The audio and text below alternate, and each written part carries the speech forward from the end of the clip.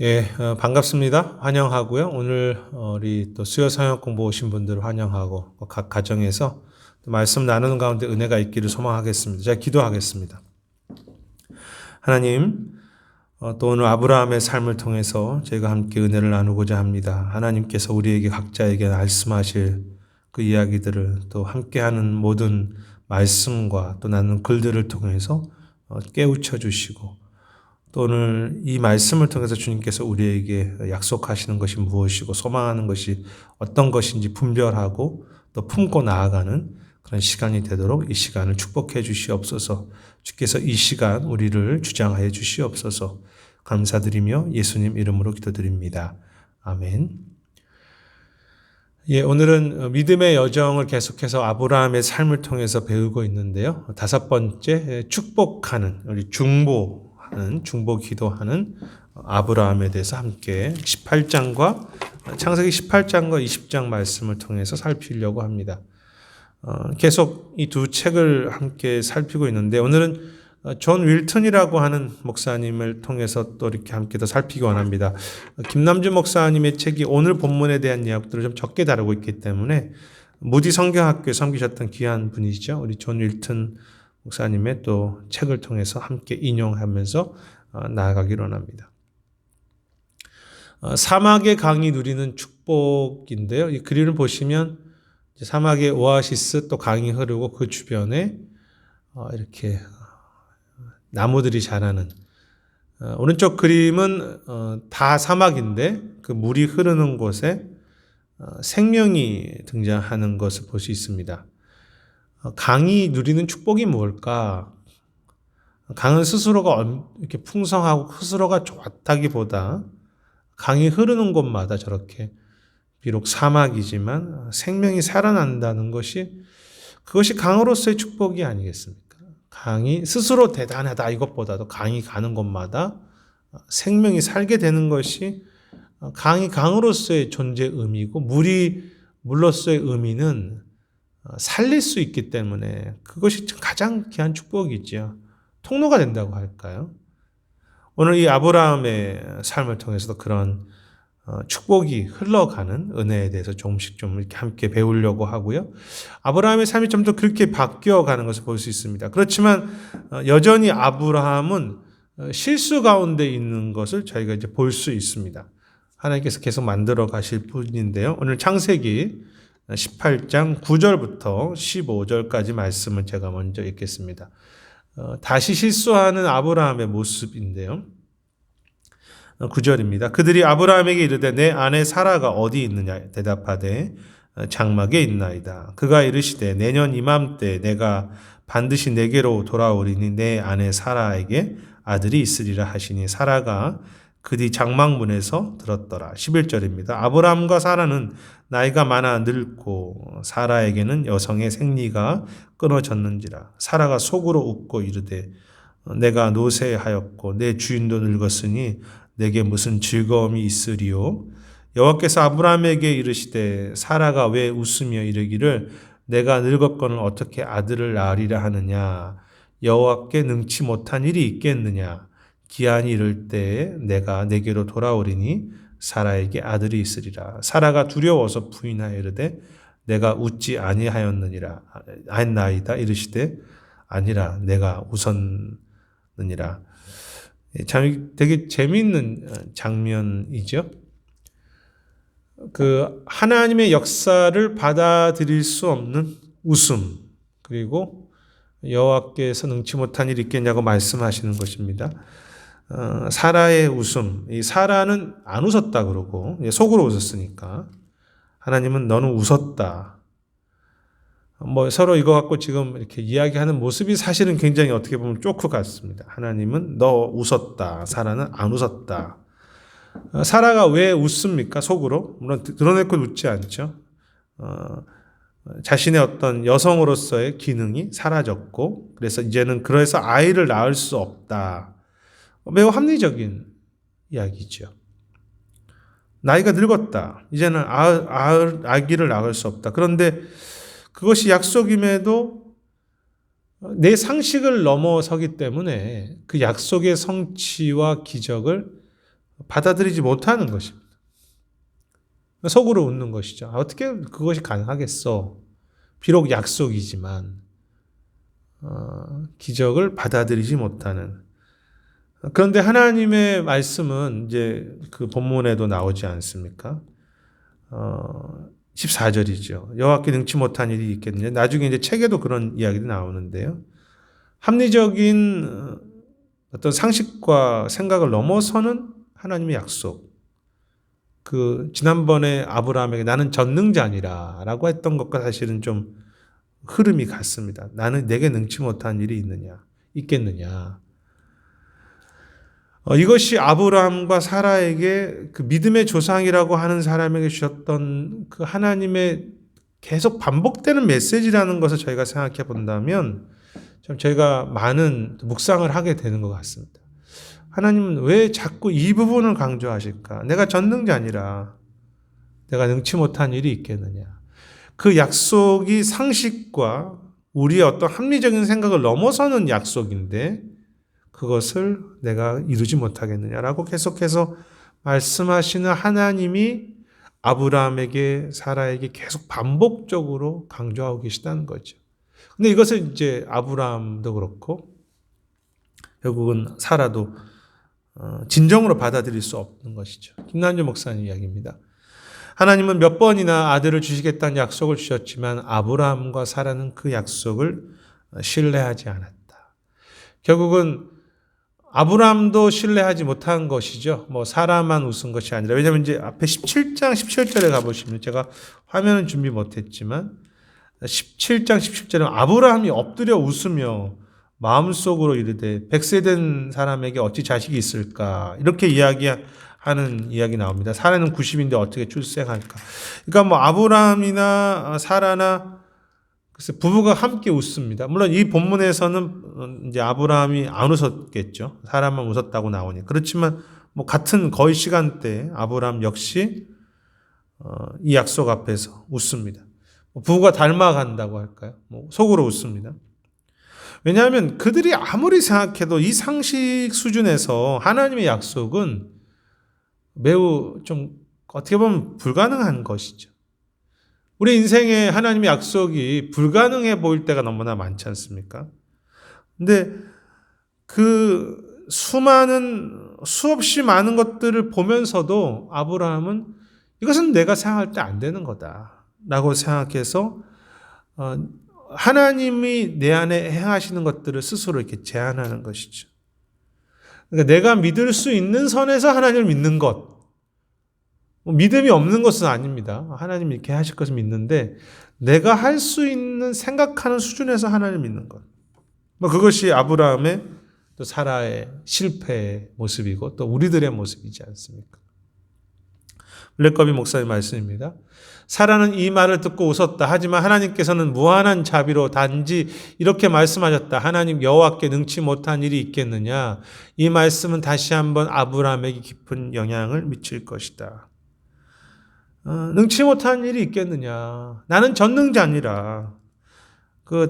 아브라함에게 말씀하셨던 그 이야기. 나는 전능자라. 능치 못함이 없다. 우리는 이 하나님의 말씀을 얼마나 받아들이고 있습니까? 나는 능치 못한 일이 있겠느냐. 참, 이 부분이 우리가 신앙생활 하면서 가장 어떻게 보면 기초부터 다시 시작해야 되는 부분이겠죠. 하나님께 능치 못함이 있겠느냐. 존 윌튼 목사님 이야기인데요. 교수님 이야기인데 아브라함과 사라의 웃음이 모두의 의심의 표현이었으면 쉽게 이해할 수 있다. 결국은 우리는 어떻게 웃고 있습니까? 사라는 안 웃었다고 했습니다. 분명히. 왜냐하면 이제 드러나는 웃음은 없어요. 그렇지만 드러내지 않지만 웃고 있는 거죠. 우리도 겉으로는 하나님을 다 믿는다고 이야기하지만 실제로는 하나님의 불가능한 약속에 대해서는 믿지 않는 거죠. 그러니까 사라의 웃음 정도가 아니라 우리의 웃음이 분명히 있습니다. 하나님의 그 능하심 앞에서. 여기에 능치 못함이 없다라고 하는 이 번역된 이 단어는 기이하다, 깜짝 놀랍다라는 그런 의미를 넘어서 신비한이나 초자연적인 것에 가깝다는 거죠. 능치 못하다는 것이 단지 되게 특이한 일이다 정도가 아니라 이것은 불가능한 일이야. 신비하다. 초자연적. 그것이 능치 못함이라는 말의 의미라는 것입니다. 하나님께서 자신에 대해서 계속 무엇을 가르치고 있고 믿음의 시작이라고는 그 믿음의 조상에게 하나님께서는 계속해서 자신이 어떤 분인지를 말씀하시는지 매우 명백한 것이죠. 하나님은 신비한 하나님이다. 하나님은 초자연적인 것의 하나님이다. 그렇다면 우리가 단순히 하나님께 대해서 참 좋아요, 놀라워요 라고 하는 정도가 아니라 신비함을 내가 수용해 가는 거죠. 그것이 하나님 자체의 성품이 전능하심, 신비하심, 그 능치 못한 하나님을 내가 오늘 믿고 고백하고 살아가는 것이 우리 신앙입니다. 근데 우리는 이제 하나님을 그렇게 생각하지 않죠. 그냥 내가 생각하는 수준에서 하나님 스스로는 계속해서 전능하심에 대해서 이야기를 하시고 싶으신데 능치 못함으로 우리에게 역사하고 싶으신데 우리는 그것을 웃는 것입니다. 실제로는 받아들이지 않고. 여러분 창세기의 시작이나 구약의 시작이나 신약의 시작이나 믿음의 소중한 사람들의 시작이 왜 이렇게 능치 못한 상황 속에서 주어지는 것으로만 하고 있는지 우리는 보아야 합니다. 왜 예수님의 탄생이 성령으로 잉태하고 왜 신약도 시작도 그렇고 구약도 시작도 그렇고 믿음의 사람이라고 하는 그 아브라함도 아들 하나 주시는 것이 이렇게 꼭 불가능한 상태에서 시작하도록 하셨는지 우리는 생각해야죠. 우리 생각을 넘어서는 그 하나님을 인정해가는 우리의 합리적인 생각을 넘어서는 그 전능자, 능치 못함이 없는 자 그 하나님을 우리는 어떻게 받아들이고 있는가가 사실 우리의 모든 신앙에 늘 점검해야 하고 그것이 출발점이 되는 거죠. 겉으로는 아니지만 앞에서 말씀드렸던 실제로 웃고 있는, 실제로는 믿지 못하는 모습입니다. 그렇게 말씀하셔도, 그렇게 약속하셔도, 그렇게 반복해서 하셔도 실제로 능치 못하신 그 하나님을, 그 신비한 하나님을 거절하는 믿음의 모습이 아브라함의 실패였지만 사실은 또 오늘의 또 우리의 믿음의 실패이기도 하죠. 아브라함은 그 초자연적인 약속은 받아들이지 않았습니다. 웃었습니다. 근데 아브라함의 또 하나의 실패는, 물론 이것은 이제 사라도 포함되지만, 지속적인 두려움에 있습니다. 참, 어떻게 보면은, 왜 이렇게까지 할까라고 싶은 것도 있지만, 그거 우리 모습인데요. 20장 내용이 되겠습니다. 다시 매우 비슷한 실수를 하게 되죠. 이제 20장의 내용으로 가겠습니다. 20장 8절에서부터 12절, 전체 내용을 읽으면 좋겠지만, 핵심 내용인 20장 8절부터 12절까지 제가 봉독하겠습니다. 아비멜렉이 그날 아침에 일찍 일어나 바로 모든 종들을 불러 그 모든 일을 말하여 들려주니 그들이 심히 두려워하였더라. 아비멜렉이 아브라함을 불러서 그에게 이르되 내가 어찌하여 우리에게 이렇게 하느냐? 내가 무슨 죄를 내게 범하였기에 내가 나와 내 나라가 큰 죄에 빠질 뻔하게 하였느냐? 내가 합당하지 아니한 일을 내게 행하였도다 하고 아비멜렉이 또 아브라함에게 이르되 내가 무슨 뜻으로 이렇게 하였느냐? 아브라함이 이르되 이곳에는 하나님을 두려움이 없으니 내 아내를 말미암아 사람들이 나를 죽일까 생각하였습니다. 또 그는 정말로 나의 이복 누이로서 내 아내가 되었습니다. 이 사건은 이제 잘 아시는 사건이지 않습니까? 이제 본문의 내용을 보면 20장 처음에 보면 아브라함이 그랄이라고 하는 지역으로 이사를 하게 됩니다. 근데 그 지역에는 아비멜렉이라고 하는 그 왕이죠. 그 지역의 족장이라고 할 수 있겠죠. 그 왕이 있었는데 그 아비멜렉 앞에서 자신의 아내를 누이라고 속이는 사건이 나옵니다. 이 사건에 대해서 좀 토론이 있습니다. 나이든, 사실 지금 굉장히 나이가 든 상태이죠, 사라가. 그래서 어떻게 그렇게, 굳이 그렇게 할 필요가 있었겠느냐고 생각합니다. 근데 이제 만학자들은 어떤 사라의 미모에 반했다기보다는 당시에는 어떤 지역으로 가면 그 어떤 아내와 혹은 자기 누이와 그쪽의 가족과 결혼함으로써 정략적 결혼을 하게 되는데요. 비록 나이가 많았지만 이제 어떤 하나의 정력적 결혼으로 해석을 많이 합니다. 그래서 그 같은 하나의 가정이 되는 거. 그래서 누이라고 해서 같은 하나의 그 아비멜렉과의 그 가족이 되게 하는 거죠. 그 당시에 많았던 습관이죠. 관습입니다. 그리고 또 어떤 경우는 뭐 지금과 사는 수명과 건강이 달랐기 때문에 우리가 지금 생각하는 그 나이의 노화는 다르겠다고 해석하는 성도 있지만 뭐 정확하지는 않습니다. 단지 중요한 것은 그것이 어떤 것이든 아브라함이 젊었을 때 했던, 물론 젊었다고 해도 그때도 뭐 70세 이후의 일인데요.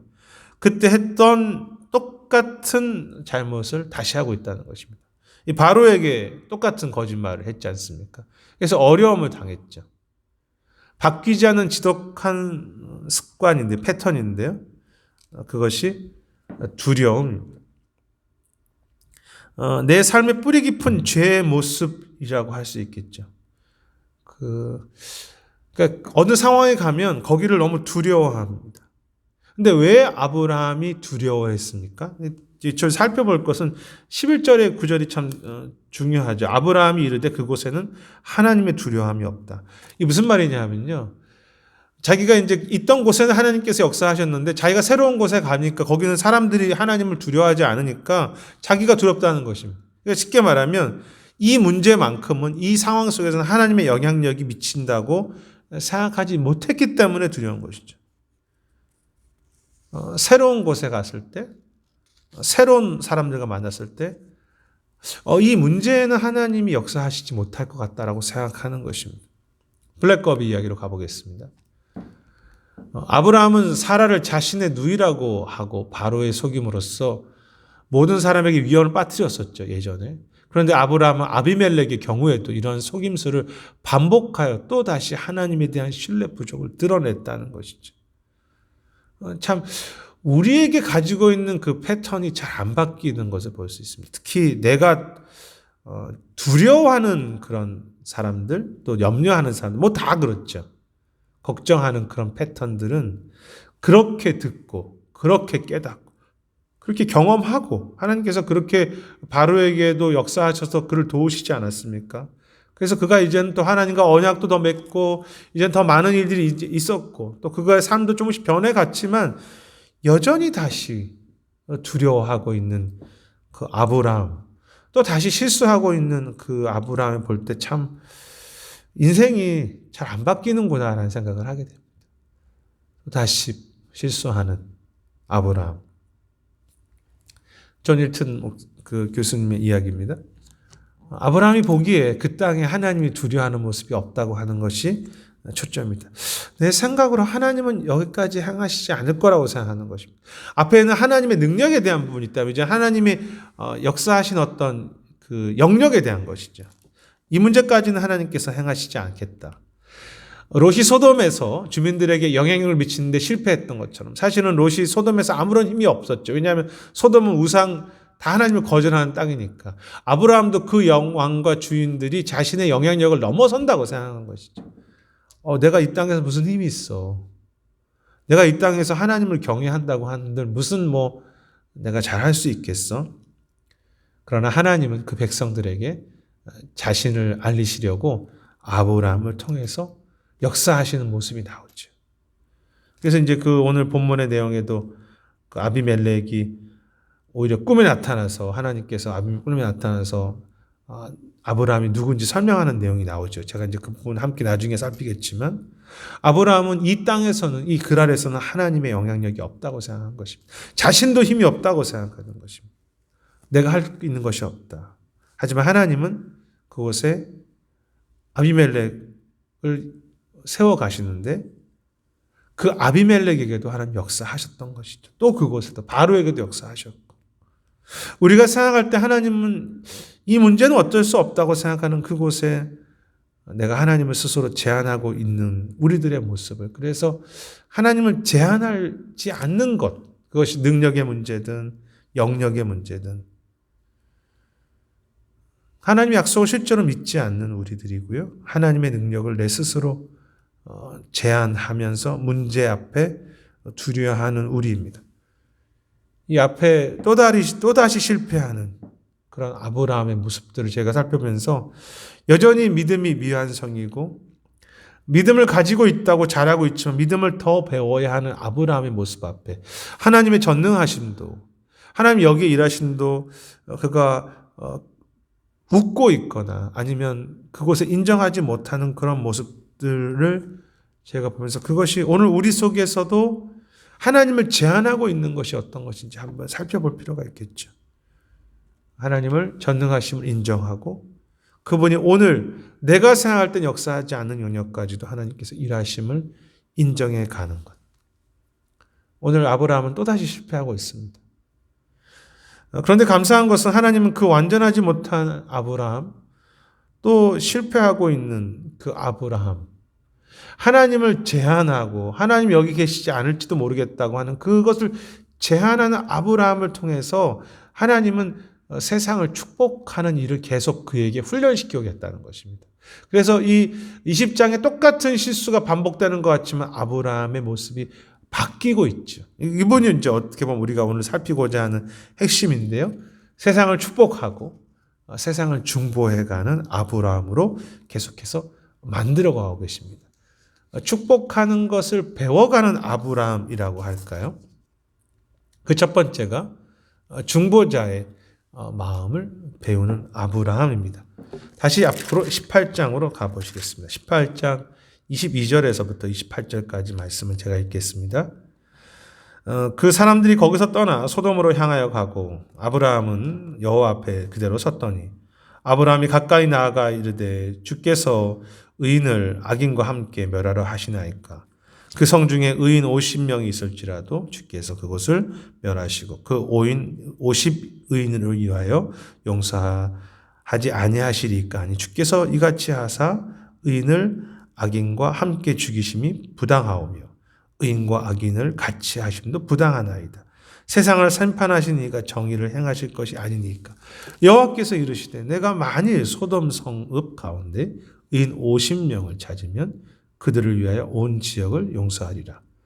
아브라함이 대답하여 이르되 나는 티끌이나 재와 같사오니 감히 주께 아뢰나이다.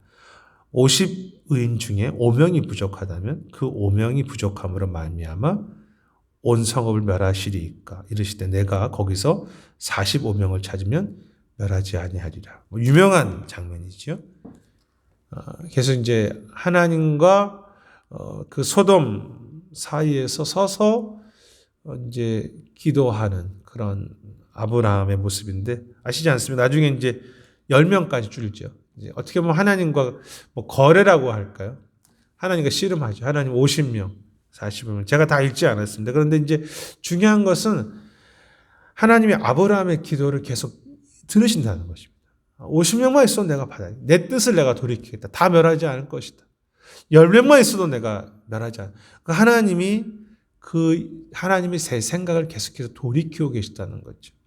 그리고 어쩌면 이것이 그 성을 향한 하나님의 마음이 아니겠습니까? 의인 10명이 있어도 내가 다시 회복하기 원한다. 그래서 어쩌면 아브라함의 이 중보 기도하는 모습이죠. 하나님과 이 소돔사에 서서 특히 그 22절에 아브라함은 하나님 앞에 그대로 섰더라라고 하는 표현이 참 의미 있다고 생각합니다.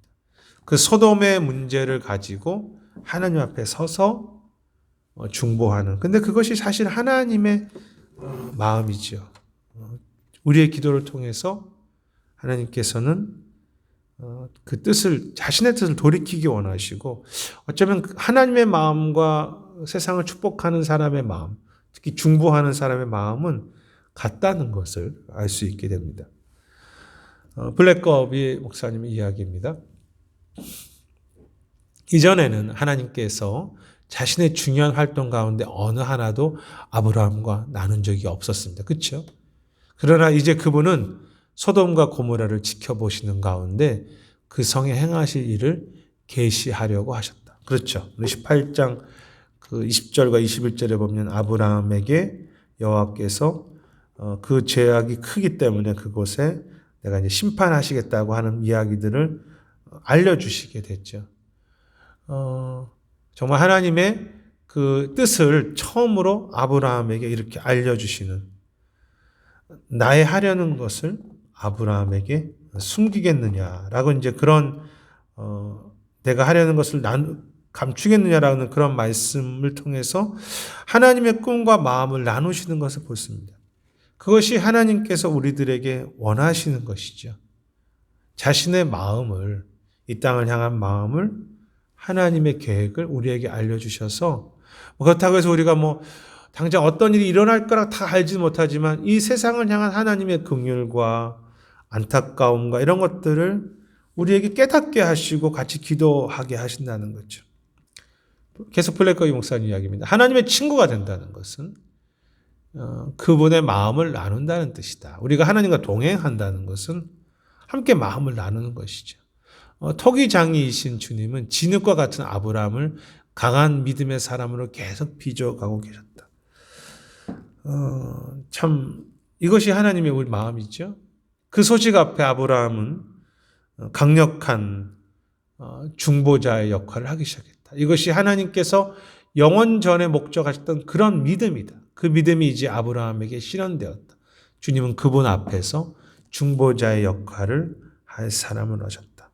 하나님의 목표가 무엇인가? 하나님의 목표는요, 만들어 가시는데 그 만들어 가시는 목표는 세상을 향해서 하나님의 마음을 같이 갖고 그 마음으로 세상을 축복할 사람을 찾고 계신 거죠. 그것이 하나님이 우리에게 찾으시는 믿음입니다. 하나님께서 아브라함을 왜 이렇게 계속해서 훈련시켜 가는가? 아브라함을 통해서 처음에 목적이 그거죠. 내가 너를 통해서 열방을, 온 땅을 축복하는 것입니다. 그렇기 때문에 하나님께서 이제는 그런 중보자, 세상을 향해서 축복하고, 이 소돔, 사실은 이제 멸망할 수밖에 없는 그 땅을 놓고도 계속해서 중보하는 마음으로 기도하고, 하나님 앞에서 한 영혼이라도 더 살리려고 애쓰는 그것이 하나님께서 원하시는 역할이라는 거죠. 어쩌면 우리도 이 땅을 살아가는 것이 소돔과 같습니다.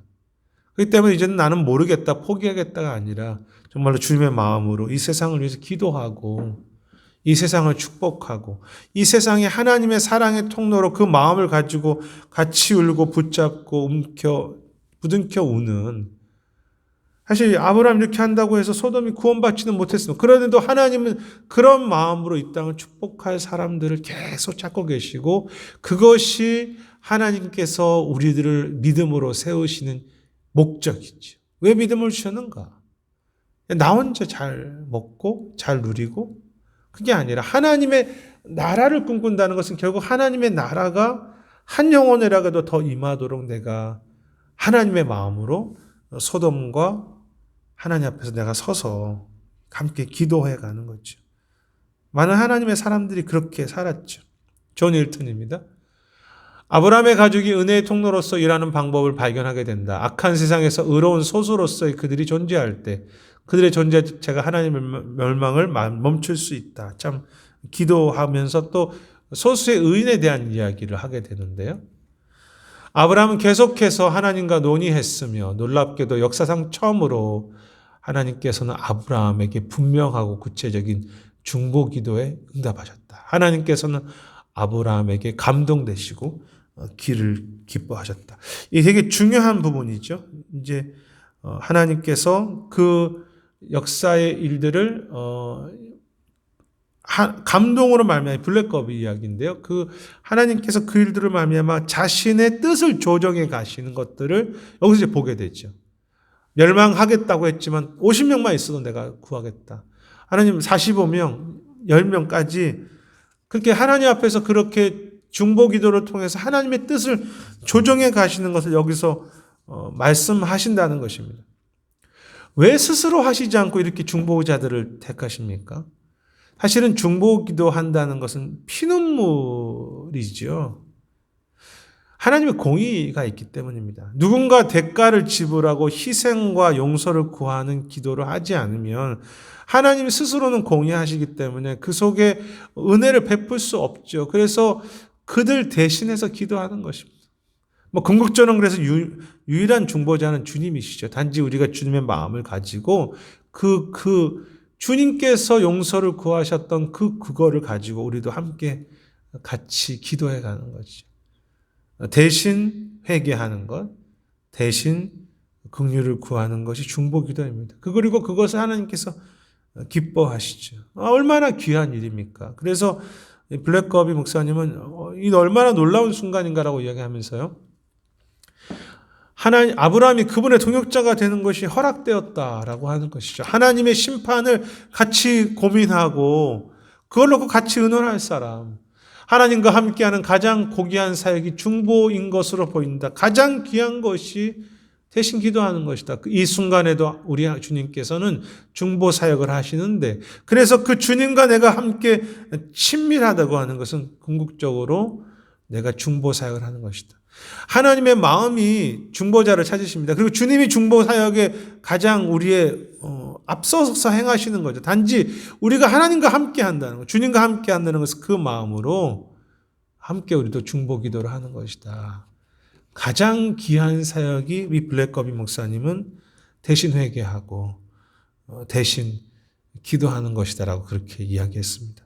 저 동의합니다. 우리가 할 수 있는 것 중에서 하나님의 마음으로 이 땅을 향해서 대신 회개해야 하죠. 또 한 영혼을 놓고 대신 내가 아파해야죠. 그 중보자들을 찾으시죠. 그 사이에 서서 아파하는 그 사람을 통해서 하나님께서 그 뜻을 돌이키시고 하나님의 긍휼과 나라와 임재가 임하도록 허락하시는 것. 그것을 누구에게 맡겼습니까? 불완전한 아브라함에게. 오늘도 하나님의 능력을 다 믿지 못하는 그 아브라함에게 그 역할을 맡기시고 또 그 일을 행하시게 하신다면 그것은 오늘 우리도 마찬가지겠죠. 우리도 여전히 실패하지만 또 다시 세상을 향해서 중보할 수 있는 사람으로 우리를 인도하시는 것입니다. 존 힐튼 교수님 이야기입니다. 교회가 세상에 영향을 끼치기까지는 시간이 걸릴 수 있다. 우리는 오로지 그리스도의 소명에 충실할 뿐이다. 마땅히 해야 할 일을 할 뿐이다. 우리는 그냥 그 일에 계속해서 충성할 뿐이죠. 왜냐하면 어떻게 될지 모르니까. 지금 아브라함이 기도했지만 사실 소돔은 구원받지 못했죠. 그렇지만 하나님은 그렇게 기도하는 자체를 충성을 원하시죠. 그리고 그에 따른 추수는 그분의 몫이다. 그분의 뜻이 이루어질 때 이 땅에서도 추수가 이루어질 것이다. 이것이 존 힐튼 교수님이 바라보는 것입니다. 어떻게 보면 아브라함의 이 중보기도는 실패했는지 모르지만 하나님은 그것을 통해서 롯의 자손들을 또 구하셨고요. 주님께서 이 자신의 뜻을 이루어가는 방법을 아브라함에게 보여주셨죠. 저는 믿음의 성장이라고 하는 것은 하나님께서 나를 얼마나 잘 도와주실까를 믿는 것도 믿지만 주님의 마음을 더 배우고 그 주님의 마음으로 세상을 위해서 축복하는 것이 진정한 믿음이라고 생각합니다. 그것이 주님과 동역하는 거죠. 그래서 이제는 주님을 함께 하실 믿는 것이 아니라 그 정도가 아니라 내가 주님의 일에 내가 함께 참여해 가는 것. 하나님의 마음을 품고 세상을 축복하고 아버지의 마음으로 아파하고 기도하는 것까지 우리가 성장해 가고 아브라함은 아직 완성이 안 하지 않지만 계속 이것을 배워가고 있는 모습들을 보게 됩니다. 중보자의 마음을 배우는 아브라함이었습니다. 이제 마지막인데요. 중보자의 마음을 배워가는 것 속에서 이제는 실패 속에서도 이제 다시 축복하는 삶입니다. 실패라는 그 환경 속에서도 세상을 축복하는 내용인데요. 이제 20장으로 가보시죠. 20장 7절 말씀과 17절, 18절 말씀을 보겠습니다. 중요한 말씀인데요. 이제 20장 7절입니다. 이제 그 사람의 아내를 돌려보내라. 그는 선지자라. 그가 너를 위하여 기도하리니 내가 살려니와 내가 돌려보내지 아니하면 너와 내게 속한 자가 다 반드시 죽을 줄 알지니라. 이 하나님께서 아비멜렉에게 하셨던 이야기입니다. 그는 선지자라. 이제 그리고 마지막 17절 18절입니다. 아브라함이 하나님께 기도하며 하나님이 아비멜렉과 그의 아내와 여종을 치료하사 출산하게 하셨으니 여호와께서 이왕에 아브라함의 아내 사라의 일로 아비멜렉의 집의 모든 태를 닫으셨습니다. 이 어떤 내용입니까? 아브라함을 세상의 선지자로 세우셨다고 주님께서 소개하는 내용이죠. 이 선지자란 말이 처음으로 성경에 등장하는 내용입니다. 그리고 나중에 이제 아브라함이 그 선지자의 마음으로 이렇게 기도해 가는 것이죠. 사실 이제 이렇게 기도해 가면서 첫 번째 바로에게 실수할 때는 아브라함이 한 것이 아무것도 없었습니다. 그냥 이제 도망 나왔죠. 예, 하나님께서. 근데 이번에는 오히려 아비멜렉을 축복하고 그 아브라함의 기도를 통해서 하나님께서 회복을 아비멜렉의 가문에 다시 태의 문을 여시는 것을 허락하시죠. 그러니까 실패한 그 대상을 향해서 아브라함이 기도했다는 것이 참 하나님의 아이디어가 특이하시지 않습니까? 부끄럽게 되어 있던 그 상대를 향해서 내가 너무 실수했고 또 부끄러울 수 있는 관계였는데 하나님께서는 오히려 그 속에서 아브라함이 그 아비멜렉을 향해서 기도하게 하심으로 그 미완성 속에서도 아브라함을 통해서 하나님이 아비멜렉의 가문의 태를 다 여시는 일들을 행하시는 것입니다. 굉장히 귀하고 그래서 같은 실수를 반복한 것 같은데 그 속에서 하나님은 세상을 축복하는 아브라함으로 그를 만들어가고 계신 것이죠. 블랙거비 목사님 이야기입니다. 그 왕 아비멜렉과의 대화 속에서 처음으로 하나님께서는 선지자 곧 하나님을 대신하여 말하는 자에서 언급하셨다. 우리가 조금 살펴본 것이죠. 구약 이번 이제 윌튼 목사님의 이야기인데요. 교수님 이야기인데 구약에서 선지자라는 용어가 처음으로 등장하는 곳이다. 하나님은 아브라함을 아비멜렉을 대신하여 중재할 수 있는 인물로 인정하신다고 그렇게 이야기하고 있습니다. 그리고 일반적으로 선지자는 신에게 온 메시지를 제공하는 역할을 했지만 선지자는 말이죠. 여기에서 아브라함은 치유를 위해서 기도한다. 이 선지자에 대한 광범위한 시각을 여기서 반영하고 있다는 것이죠. 그러니까 선지자라는 것은 결국은 하나님의 메시지를 전달하는 역할이만이 아니라 하나님의 축복과 위로와 치유를 전달하는 중보자 역할을 한다는 것이죠. 세상을 회복해가는 선지자로 어떻게 보면 이제 구약에서는 제사장의 역할과 좀 비슷한데요. 치유하고 축복해주는 사람. 근데 아브라함이 그 선지자로서 제사장으로서 왕으로서 역할을 하는 것입니다. 그것이 우리의 삶이죠. 우리는 세상의 선지자로서 중보자로서 세상을 치유하도록 비록 세상에서 실패하고 세상에서 내가 대단한 사람이 아닌 것처럼 보이지만 그 세상을 축복할 수 있는 사람으로 세워가는 것. 블랙거비 목사님 말입니다. 하나님은 아브라함이 아비멜렉을 위하여서 기도하리니 그가 살 것이라고 말씀하셨는데 이렇게 약속하셨죠. 아브라함을 중보자로 시키시는 것이 하나님께 너무나 중요했다고. 그러니까 하나님께서 아브라함을 만드시는 하나의 중요한 과정 속에서 세상을 축복하는 중보자가 중요하다는 것이죠. 부르신 이유이죠. 세상을 치유하고 복을 주는 자. 그래서 실패 속에서도 축복하게 하시는 자. 사실 이것을 저희가 좀 깨닫는 순간에 저 인생의 모든 방향이나 또 목적도 기쁨도 바뀐다고 생각합니다. 우리 삶이 축복하는 자로 주님께서 세워주셨다면 비록 너무 약해 보이고 실패한다고 할지라도 축복할 때 하나님의 나라가 임하게 되고 아브라함이 축복하는데 태의 문이 다 열린다는 게 얼마나 참 귀한 일입니다. 근데 그것을 하나님의 사람들, 믿음의 사람들에게 계속 그 일을 맡기신다는 거죠. 아브라함은 믿음의 삶이 다른 사람에 깊은 영향을 미친다는 것을 배웠다. 아브라함이 하나님께 기도하며 하나님이 아비멜렉과 그의 아내와 그 여종의 치료하사 생산케 하셨느니. 우리에게 주신 이것이 권세이고요. 책임이고 영광입니다. 기도할 때 우리는 아무것도 아닌 것 같은데 이 부족한 실패한 아브라함이 기도했을 때도 그렇게 하신 것처럼 기도할 때 하나님의 역사가 전달되고 우리가 이렇게 정말 마음의 손을 열고 기도할 때 하나님의 은혜가 흐르게 돼 있습니다. 근데 만약에 우리가 그렇게 하고 있지 않다면 어떻게 되겠습니까? 하나님의 영향력이 막히는 거죠. 그러니까 하나님께서 세상을 위해서 중보할 사람을 찾으시는 것은 하나님의 그 은혜가 계속 흘러갈 수 있도록, 막히지 않도록.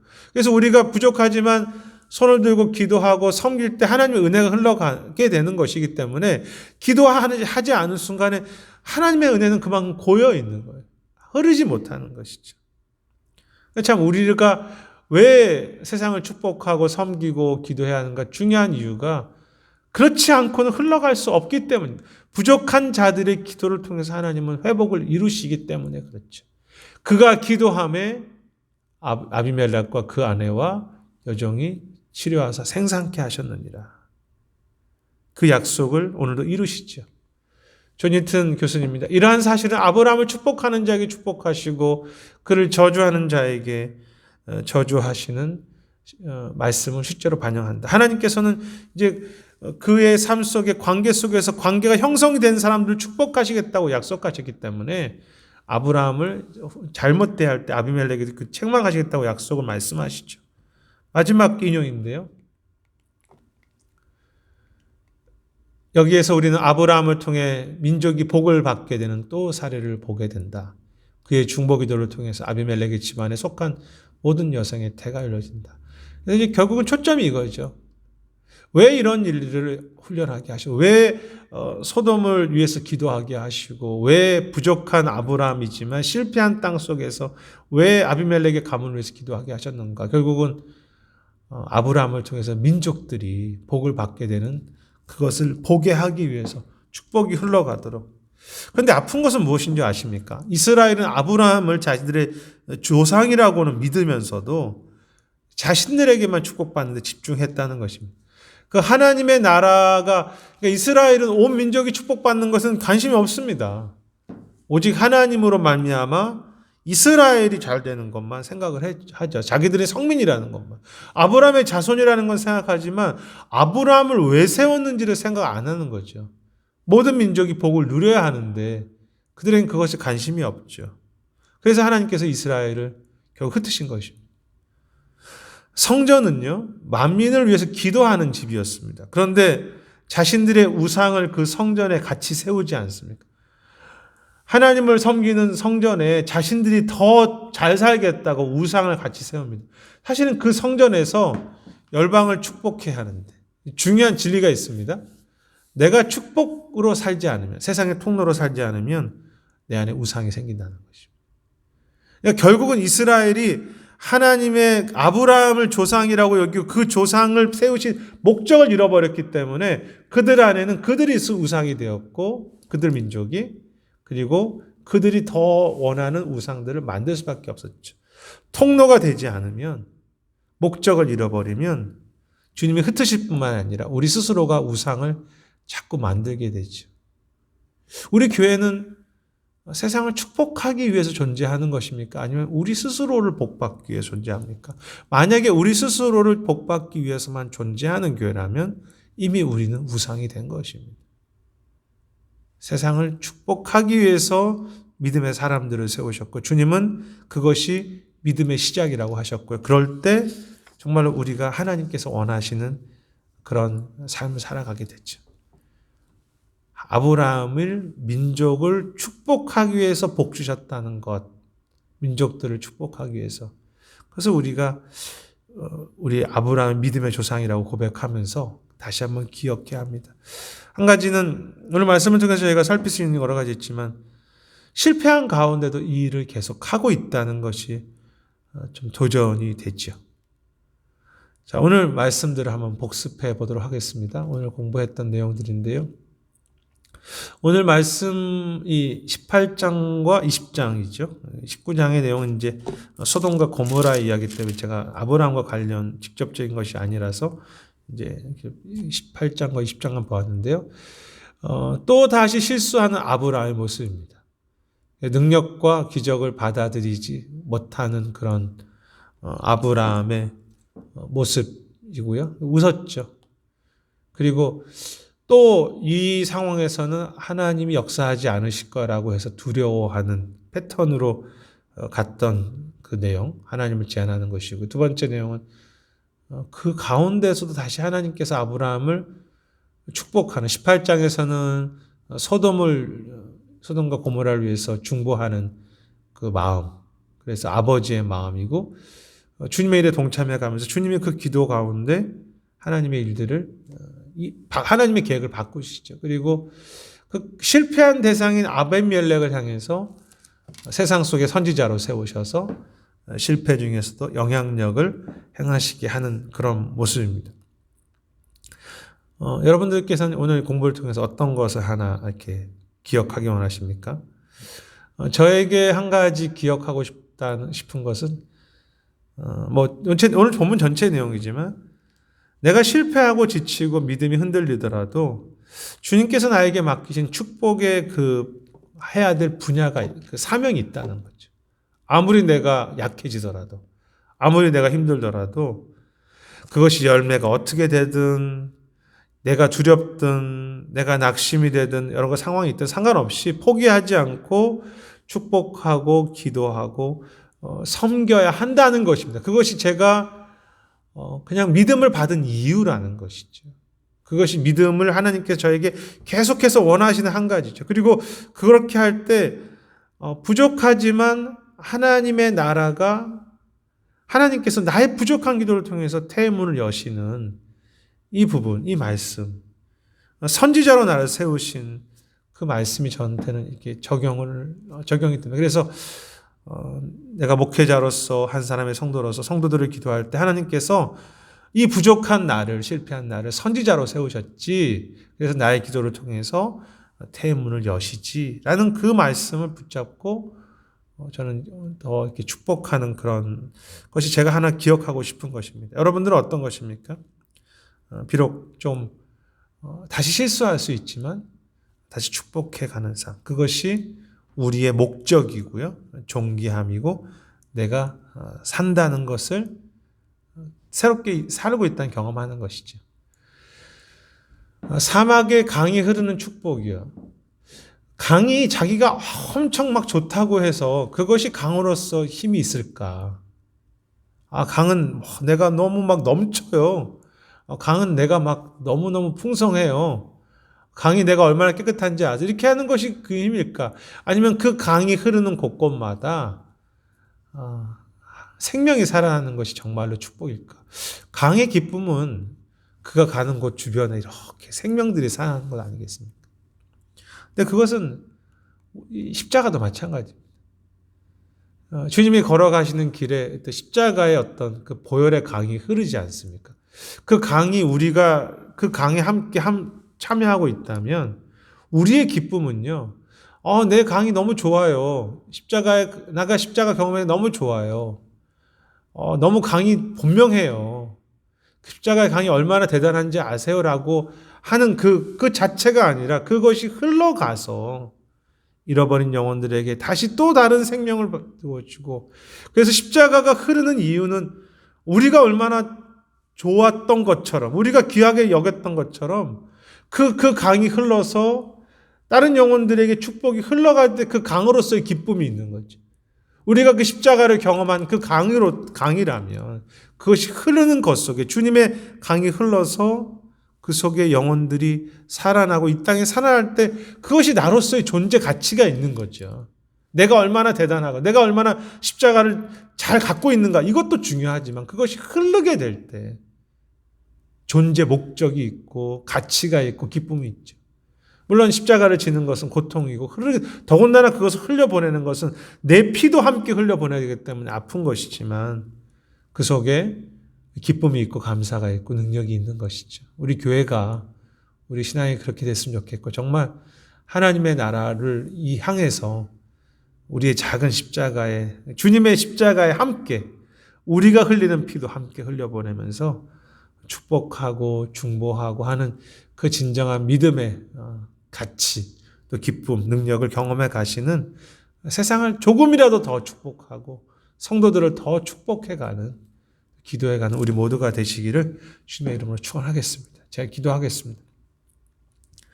하나님, 아브라함을 세우신 목적이 결국 민족이 그를 통해서 복받는 것인데, 혹시 우리는 아브라함이 받았던 그 복만을 내가 추구하고 있는 것은 아닌지, 믿음의 조상이라고 말하고 믿음의 삶을 산다고 하지만 결국은 내가 우상이 되고 내가 더 잘 되는 것만을 추구함으로 말미암아 어느 순간에 내 삶의 목적과 방향을 잃어버리고 있는 것은 아닌지, 민족들을 축복하고 그 민족의 십자가와의 사랑이 흘러가도록 우리를 부르셨다는 것을 기억하며, 비록 너무 약하고 때로 실패하고 내 문제 하나도 감당하기 힘든 그런 실패하는 가운데서도 다시 한번 우리에게 주신 그 사명, 중보하고 축복하고 섬기고 기도해가고 내 희생의 기도와 사랑을 흘려보낼 수 있는 그러한 우리 믿음이 되도록 아브라함처럼 중보하는 자가 축복하는 자가 되도록 우리를 인도하여 주시옵소서. 감사드리고 모든 말씀 예수님 이름으로 기도드립니다. 아멘. 예, 모든 성경 공부를 마쳤습니다. 예, 수고하셨습니다.